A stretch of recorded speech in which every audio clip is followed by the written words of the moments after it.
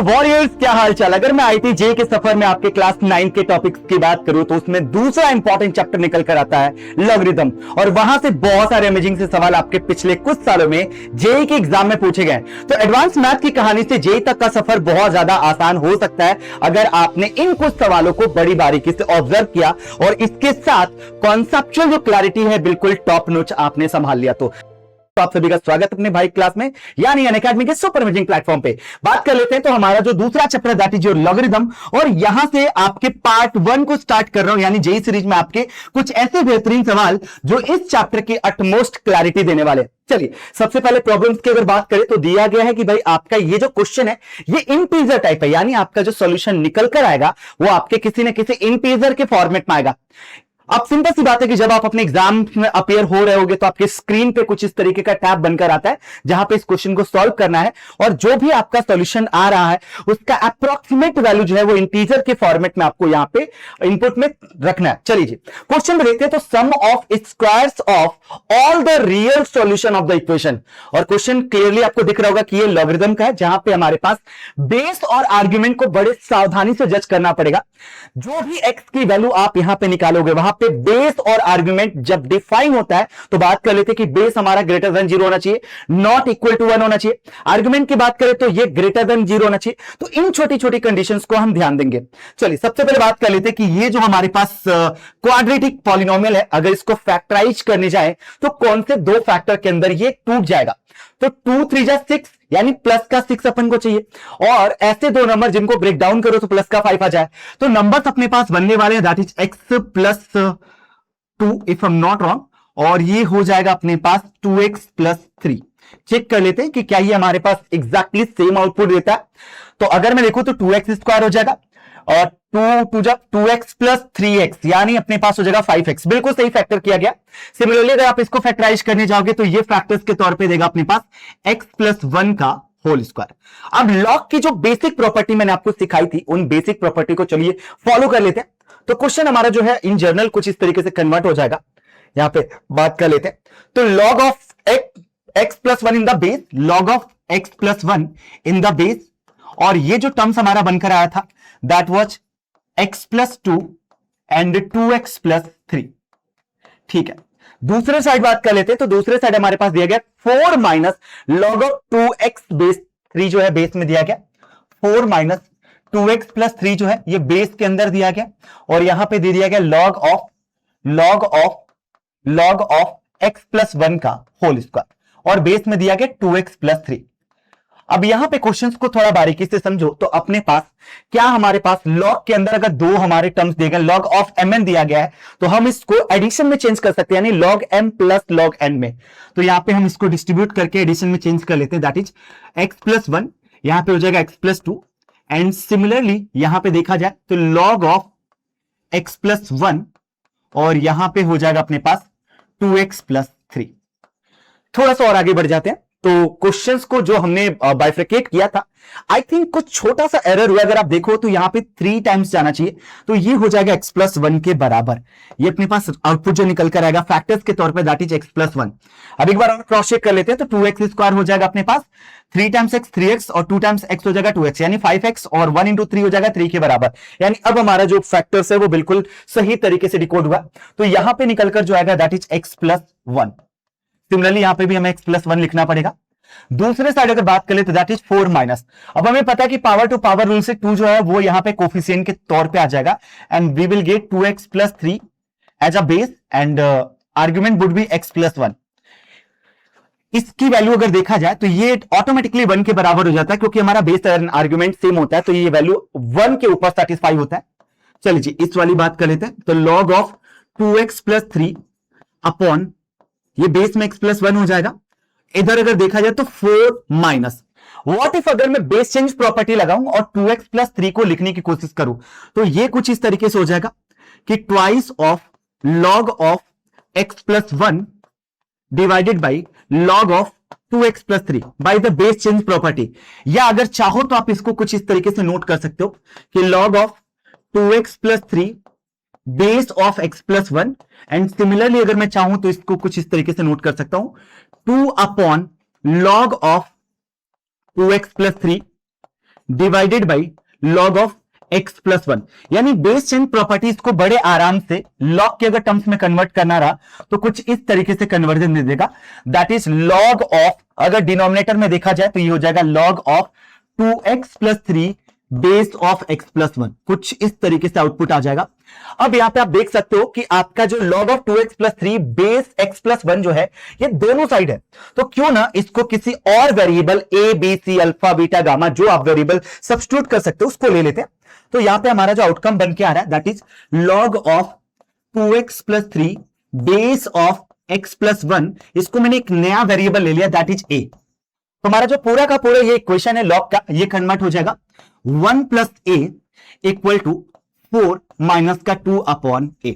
चलिए जिसको सॉल्व कर लेते हैं, तो ये हो जाएगा अपने पास a plus 2 by a equal to 3, यानी 4 माइनस 1 हो जाएगा 3 के बराबर। इक्वेशन बनेगा a square plus 2 equal to 3a, या इक्वेशन फाइनल बन के आएगा a स्क्वायर माइनस का 3a प्लस 2 इक्वल टू 0। अब इस क्वाड्रेटिक के हमें सॉल्यूशंस निकालने की आवश्यकता है। चलिए देख लेते हैं, a स्क्वायर माइनस का 3a प्लस 2 इक्वल टू 0। आइडलेस के फैक्टर्स की बात करें तो माइनस का 2 एंड माइनस का a is going to be the factors, क्योंकि हमें a और c का प्रोडक्ट 2 चाहिए था। तो अगर a कॉमन ले लेते हैं पहले दो टर्म से, we will get a minus 1, और लास्ट के दो टर्म से अगर मैं माइनस 1 कॉमन ले लेता हूं, sorry that is a minus 2, my bad, और अगर माइनस 1 कॉमन लेता हूं again a minus 2 equal to 0, यानी हमारे पास a minus 1 as a first factor and a minus 2 as a second factor equal to 0। तो आउटकम जो हमारा आ रहा है a equal to 1 and a equal to 2। चलिए जी सब्स्टिट्यूट बैक करके देखते हैं कि जहां पे हमने सब्स्टिट्यूट बैक करना है इस वाले पार्ट में कि log of 2x plus 3 base of x plus 1, log of 2x plus 3 base of x plus 1 में अगर मैं यहां पे a की वैल्यू 1 सब्स्टिट्यूट कर लूं तो यहां से जो आउटकम निकल कर आ रहा है, यानी एक्सपोनेंशियल फॉर्म अगर इसका कन्वर्ट करूं तो ये हो जाएगा x प्लस 1 की power 1 equal to 2x plus 3, यानी सिंपली अगर इसको सॉल्व किया जाए तो x plus 1 equal to 2x plus 3, और यहां से हमारे पास x की वैल्यू आ जाएगी माइनस 2।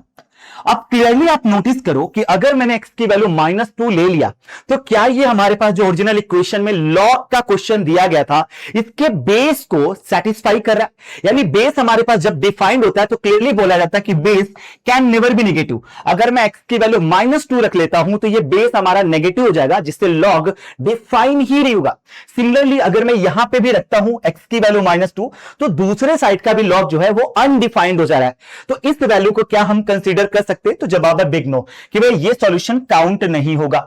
चलिए जी तो फिर दूसरे वाले आउटकम पे आ जाते हैं, that is log of 2x plus 3 base of x plus 1, और यहां पे वैल्यू जो हमारी आ रही है दैट इज 2। अगर मैं इसको एक्सपोनेंशियल फॉर्म में लिखूं दैट इज x प्लस 1 का whole square equal to 2x plus 3। एक बार इसको सॉल्व कर लेते हैं, तो that is x square plus 1 plus 2x equal to 2x plus 3। 2x से 2x कैंसिल हो जाएगा, x स्क्वायर की वैल्यू आ जाएगी 2 के बराबर, यानी x की वैल्यू आ जाएगी प्लस माइनस रूट 2। अगेन हमारे पास चेक किया जाए तो x की जो दो वैल्यू आ रही है, एक तो माइनस का रूट 2, एक प्लस का रूट 2। चेक कर लेते कि क्या है अगेन ये हमारे बेस एंड आर्ग्यूमेंट को डिफाइन कर पा रहा है। तो अगर मैं रूट 2 रख के देखता हूं, x की वैल्यू जो है वो रूट 2 रख के देखता हूं माइनस साइन के साथ, तो क्या ये आर्ग्यूमेंट को डिफाइन कर पा रहा है? Let us check. तो अगेन ओरिजिनल क्वेश्चन पे आते हैं कि अगर माइनस का रूट 2 प्लस 1 करे तो ये पूरी वैल्यू नेगेटिव हो जाएगी, जिसकी वजह से लॉग वापस से डिफाइन नहीं हो पाएगा। सिमिलरली इस वाले पोर्शन को, तो पूरे क्वेश्चन में कहीं पे भी अगर लॉग अनडिफाइंड हो रहा है तो इट सिंपली मींस कि उस पर्टिकुलर वैल्यू को हमें इग्नोर करना पड़ेगा। तो यहां पे आ जाते हैं फाइनल कंक्लूजन पे, that is x equal to minus का root 2 is not the acceptable solution. तो क्या x equal to root 2 log की प्रॉपर्टी को होल्ड कर रहा है? तो अगर मैं रूट 2 रखता हूं तो ये पर्टिकुलर हमारा जो बेस है पॉजिटिव, जो कि ऑलरेडी लॉग को डिफाइन करने के लिए सफिशिएंट है। अगर मैं इस वाले इक्वेशन के ऊपर यहां पे अगर आर्गुमेंट के अंदर रखता हूं और आर्गुमेंट पॉजिटिव आता है तभी भी लॉग डिफाइन होगा। सिमिलरली हमारे पास अगर यहां पे रख देते हैं, यहां पे भी लॉग डिफाइन नजर आ रहा है, तो फाइनल तौर पे अगर काउंट करें तो केवल एक सॉल्यूशन बन रहा है, that is x equal two plus का रूट 2। अब यही हमारा एक रियल सॉल्यूशन है। तो फाइनल आंसर के तौर पे पूछा है कि जो भी आपका आंसर आए, जो भी आपका रियल सॉल्यूशन आए, उसका स्क्वायर कितना आएगा। तो √2 की स्क्वायर को अगर हम रख लेते हैं that is 2 and this is going to be our that integer solution which is required. तो इस पर्टिकुलर लॉ के क्वेश्चन में आप देख सकते हो कि कहीं कहीं पे बेसिक लॉ की प्रॉपर्टी को यूज तो किया, लेकिन मोस्ट इंपॉर्टेंटली जे जिस एग्जाम के बारे में आपसे बार बार आपके नॉलेज को टेस्ट करता है that is those critical thinking points जहां पे आप ये बेसिक चीजों को काउंटर कर रहे हो कि ये कैसे हमारे पास सॉल्यूशन जो है डिस्कार्ड हो रहा है। तो इन चीजों पर अगर आपने शुरू से ध्यान दे दिया तो नो डाउट लॉ वाले फंडे में आप बिल्कुल प्रो हो जाओगे। चलिए तो नेक्स्ट सवाल की तरफ चलते हैं। नेक्स्ट एक सवाल जो है एकदम सुपर बोला गया कि ए बी सी हमारे 3 डिस्टिंक्ट पॉजिटिव रियल नंबर है। ये तीनों के तीनों हमारे जो नंबर है एबीसी वो पॉजिटिव तो है लेकिन अलग अलग पॉजिटिव रियल नंबर, जहां पे हमारे पास दिया गया 2a की power log of a base e यानी नेचुरल लॉग की बात किया है, यहां पे हमारे पास कॉमन लॉग की बात नहीं किया। बीसी की हमारे पास पावर जो है वो है log of b base e। और दूसरा एक और इक्वेशन मैं यहां पे थोड़ा सा कॉमन सेंस लगाता हूं कि यार हमारे पास जो वैल्यू चाहिए वो ए बी सी की अगर मिल जाए तो बड़े आराम से क्वेश्चंस को सॉल्व किया जा सकता है। तो थोड़ा आइडियोलॉजी यहां पे डेवलप करते हैं कि क्या अगर मैं यहां पे नेचुरल लॉग ले लूं, यानी अगर यहां पे लॉग ले लेता हूं बेस ई का, तो ln लिखना पड़ता है, नेचुरल लॉग के लिए ln लिखना पड़ता है। तो जगह ln ऑफ 2a की पावर इसको ln a लिख सकते हैं क्योंकि नेचुरल लॉग है। तो सिमिलरली यहां पे देखा जाए तो ये हो जाएगा ln ऑफ bc की पावर ln b लिख सकते हैं क्योंकि लॉग की बजाय मैं नेचुरल लॉग ले रहा हूं तो ln b लिख सकता हूं, सफिशिएंट है बेस e के लिए। हमें पता है पावर टू पावर रूल से ln of a into ln of 2a हो जाएगा। सिमिलरली यहां पे देखा जाए तो ln of b into ln of bc हो जाएगा। लॉग के अंदर प्रॉपर्टी को इस्तेमाल करो तो हो जाएगा ln ऑफ a, ब्रैकेट के अंदर हो जाएगा ln of 2 plus ln of a, तो ln of 2 plus ln of a। Similarly अगर दूसरे साइड देखा जाए तो ln ऑफ b तो रहेगा लेकिन यहां पे ln of b plus ln of c हो जाएगा। चलिए जी, तो this is the first equation जो हमें सॉल्व करने पे मिला हुआ है सिंप्लीफाइड फॉर्म में। दूसरी इक्वेशन पे सिमिलरली थोड़ी एफर्ट डाल लेते। तो दूसरा इक्वेशन अगर देखा जाए तो हमारे पास हो जाएगा ln of 2 into ln of b। अगर मैं डायरेक्टली नेचुरल लॉग ले लेता हूं तो ये कुछ इस तरीके से हो जाएगा equal to ln of c into ln of a। ये आउटपुट आ रहा है, ये आउटपुट हमारा निकल कर आ रहा है अभी तक। अभी काम करते, ये जो log a log b log c जो हमारे पास दिया गया है, क्यों ना इनको कोई नए वेरिएबल के तौर पे काउंट किया जाए, क्योंकि हमारे पास लॉग है a log b log c, तो इनको क्या हम नए वेरिएबल के तौर पे काउंट कर सकते हैं। तो जवाब है बिगेस, यानी अगर मैं लेट से कि लॉग एक जो है उसको एक नया वेरिएबल ले लूं p q r s, अगर इस तरीके से नए वेरिएबल के तौर पे काउंट किया जाए तो सबसे पहले मैं ln2 हर जगह पे दिख रहा है तो ln2 को मैं p मान लेता हूं कि भाई लेट से कि अगर आप ln ऑफ 2 को p मान लेते हो, ln ऑफ a को q मान लेते हो, ln ऑफ b को r मान लेते हो और ln ऑफ c को s मान लेते हो, pqrs नए वेरिएबल से ट्रीट करता हूं ताकि ये ना थोड़ा सा और सिंपल लगे। लॉग की जगह पे मैं अलजेब्रा में मैनिपुलेशन थोड़ा आसान समझूंगा। तो ये क्या बन जाएगा, ये बनेगा अपने पास pr equal to pqrs, that is pqrs। तो ये हो जाएगा pr इक्वल टू qs, ये हो जाएगा pr इक्वल टू qs। पहला इक्वेशन तो कुछ ऐसा बन गया। दूसरे इक्वेशन पे चलते हैं तो ln a का मतलब हो जाएगा q, यहां पे देख लेते हैं ये कितना बनेगा, तो ये बनेगा p प्लस q। इस साइड देखा जाए तो ये बनेगा ln b का मतलब हो जाएगा अपने पास r, और इस साइड से बनेगा ln b plus ln c यानी r plus s, r plus s। What if अगर मैं यहां से p की वैल्यू को qs अपॉन r लिख दूं, व्हाट इफ अगर मैं p की वैल्यू को qs अपॉन r लिख दिया जाए, एटलीस्ट एक वेरिएबल तो एलिमिनेट होता हुआ नजर आए। तो चलिए भाई लिख लेते हैं, that is qs upon r plus q equal to r square plus rs। अच्छा, कुछ सॉल्व होने पे हमारे पास आउटकम बन सकता है, लेट अस चेक कि क्या पता सर इसको अगर हम सॉल्व करें तो क्या पता बड़े आसानी से कोई एक वेरिएबल जो है वो एलिमिनेट होता हुआ नजर आए। फिलहाल के लिए अभी कोई एलिमिनेशन नजर नहीं आ रहा है, पर फिर भी ट्राई कर सकते हैं इसको कि क्या ये एलिमिनेट हो सकता है।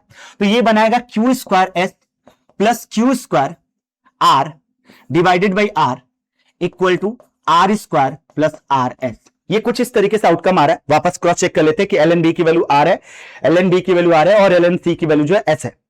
ये कुछ इस तरीके से आउटकम हमारा आ रहा है। आई थिंक यहां पे r जो है वो कैंसिल्ड आउट होना चाहिए था। मैं एक बार क्रॉस चेक कर लेता हूं यहाँ पे। तो ln 2 की वैल्यू को मैंने p रखा हुआ है, ln a की वैल्यू को q रखा हुआ है, ln b की वैल्यू को r एंड ln c की वैल्यू को s रखा गया है। यस, आई थिंक काफी आसान हो गया। फिर भी चलिए r को क्रॉस मल्टीप्लाई कर लेते हैं, तो ये हो जाएगा अपने पास q square s plus q square r equal to r cube plus r square s। क्या इन सभी को एक साइड लाया जा सकता है? तो जवाब है yes, q square s plus q square r that is q square s plus q square r, और इन सभी टर्म्स को भी ला देते हैं तो r क्यूब माइनस का और माइनस का r स्क्वायर s, माइनस का r क्यूब माइनस का r square s equal to 0। चलिए जी क्रॉस चेक कर लेते हैं कि क्या यहां पे हमारे पास फैक्टराइजेशन हो सकता है। तो q स्क्वायर s माइनस का r square s first bracket में, q स्क्वायर r माइनस का r क्यूब, ये दूसरे ब्रैकेट में ले लेता हूं इक्वल टू 0। पहले वाले से अगर मैं s कॉमन लूं तो that is q square minus का r स्क्वायर, एंड दूसरे वाले से अगर मैं r कॉमन ले लूं तो q स्क्वायर माइनस का r स्क्वायर, यानी आइडियली ये भी हमारे पास फैक्टर्स के तौर पे बड़े आराम से फैक्टराइज हो चुका है। चलिए जी, तो अब मैं देखूं तो फर्स्ट वाला या तो देखो पहला पार्ट जो होगा या तो वो 0 होगा या दूसरा पार्ट 0 होगा। तो व्हाट इफ अगर मैं फर्स्ट पार्ट को 0 कर देता हूं, तो q square minus r square को अगर मैं 0 करता हूं तो q स्क्वायर की वैल्यू जो होगी वो r स्क्वायर के बराबर आ जाएगी, या q की वैल्यू हो जाएगी प्लस माइनस r के बराबर। थोड़ा कॉमन सेंस लगाते हैं कि भाई यहां पे अगर प्लस r ले लेता, q की वैल्यू अगर मैं प्लस r ले लेता, q की वैल्यू कितना लेता, प्लस का r लेता, और यहां से q की वैल्यू माइनस का r लेता, तो भैया q की वैल्यू अगर प्लस r ले लेते हो, q की वैल्यू प्लस का r ले लेते हो, तो ln a ln b के बराबर, या यूं कह सकते हैं कि दोनों नेचुरल लॉग पे, तो a इक्वल टू b लिखा जा सकता है। यहां से क्या लिख सकते हैं, a इक्वल टू b लिखा जा सकता है। अब बोला कि q की वैल्यू माइनस r के बराबर, चलिए भाई ये भी देख लेते हैं कि q की वैल्यू माइनस r के बराबर है।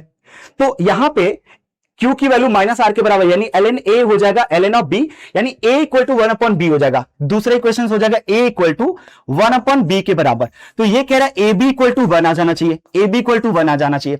अब थोड़ा एक्चुअल क्वेश्चन की तरफ प्रोसीड करते हैं, तो a b इक्वल टू 1 बोल रहा है भाई, यहां पे एक बोल रहा है कि a b की वैल्यू जो है वो 1 के बराबर आ जाना चाहिए। कॉमन सेंस लगाते हैं कि क्या ln a b, यानी हमारे पास ये q इंटू r की बात कर रहा है, तो वापस क्रॉस चेक कर लेते हैं कि पहला जो सोल्यूशन है that is a equal to b और दूसरा है a b इक्वल टू 1। इन दोनों सॉल्यूशंस को यहां पे ओरिजिनल क्वेश्चंस के तौर पे चेक करो कि क्या a की वैल्यू 1 अपॉन b लिया जा सकता है। क्या हमारे पास a की वैल्यू जो है वो 1 अपॉन b लिया जा सकता है?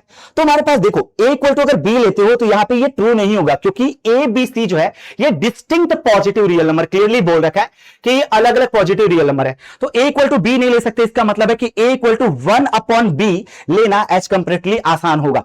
अब दूसरे क्वेश्चन पे एक बार आ जाते हैं कि भाई पहला वाला तो हमारे पास आउटकम जो है ये डिलीट करना पड़ेगा, सॉर्ट ऑफ इसको इग्नोर करना पड़ेगा, दिस इज नॉट ट्रू, केवल एक ही ट्रू है that is a b equal to 1।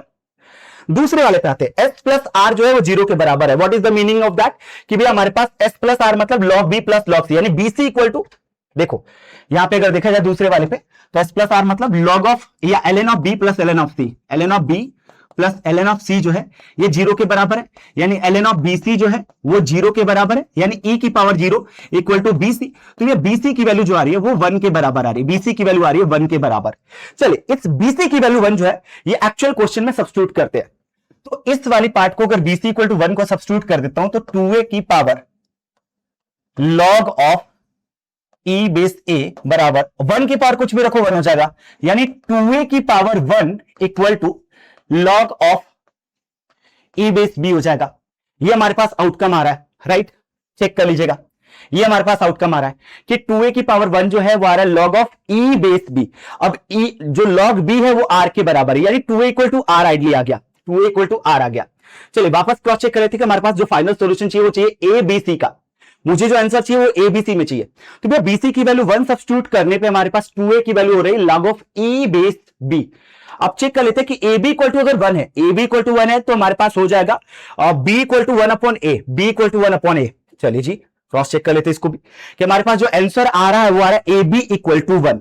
अगर a b इक्वल टू 1 आ रहा है तो क्या हम यहां से लिख सकते हैं कि 2a equal to log of 2a की पावर ln a जो है वो 1 के बराबर, तो a की वैल्यू 1/2 आ जाएगी, क्वाइट इजी कि भैया हम यहां पे अगर a की वैल्यू 1/2 ले लेते हैं तो 1 की पावर कुछ भी हमारे पास 1 आता है, यानी सिंपली यहां से मैं बोल सकता हूं कि ये जो आउटकम है यहां पे b की वैल्यू ना लिख के सीधे a की वैल्यू को 1/2 लिया जा सकता है।